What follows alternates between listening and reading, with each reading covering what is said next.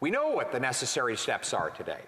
It is about spending less and creating more. Now, the member across the way will instantly assume that if something costs less, it must be of less value. And this is a fundamental breakdown in his understanding. The Prime Minister is the worst for this. He thinks that if something costs more, it must be worth more, right? As though the $500 million he wanted to give the wee charity was worth more than, for example, just having a passport that actually delivered to the people on time, right? Just because something costs more doesn't mean it's better. For example, government has a housing program. They've spent $89 billion on it. In fact, the number one bragging point they have is that their housing plan is really expensive, right? It's like you could almost imagine a restaurant running advertisements. Come dine with us.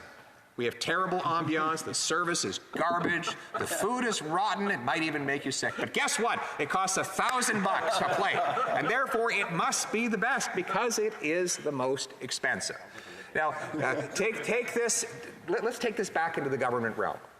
So when I was employment minister, we had a program, which I believe is still in place today, to help people, visually impaired Canadians, read books by sending them CDs with the books on them. And they could then put them in their computers and they could hit play and listen to them. And one of my constituents she was actually capable of listening to books at 4 times the speed because she had trained herself.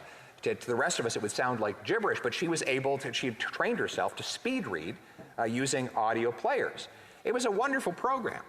But the Canadian National Institute for the Blind came to us and said, there's one problem. We don't use CDs anymore. So you don't have to pay Canada Post to ship these CDs to our house.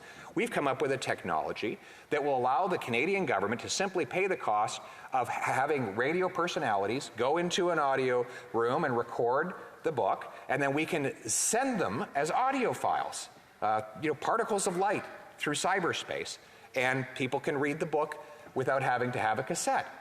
Now, it turned out this reduced the cost of the program by about 80%.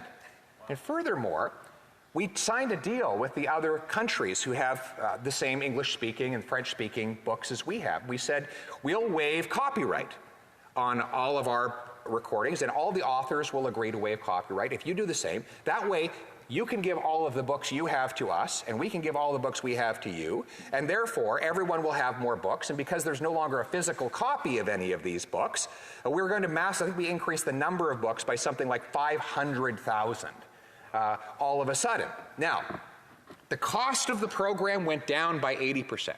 Using liberal logic, they would say, this is a savage cut! How could you do such a thing? Even though it meant more convenience, more books, and faster turnaround and customer service for the people, right? Just because it cost less doesn't mean it wasn't worth more. This is common sense, right? This is common sense. Think about it this way. We've had these arguments with the Prime Minister. He says that my time as housing minister was no good because I didn't spend $89 billion on housing. Yeah, but housing cost half as much. When I was housing minister, the average mortgage payment was $1,400. The average rent, $900 for a single bedroom. The average needed down payment for a house was $22,000. Now it's double, double, and double. But the Prime Minister would say that his is a success because even though 9 in 10 young people believe they'll never be able to afford a home, he has the most expensive program for housing in Canadian history. Therefore, it must be the best. There you go. He thinks that the price is equal to the value. There is a difference between value and cost, a distinction that this government never makes. And that's why they have spent so much to achieve so little.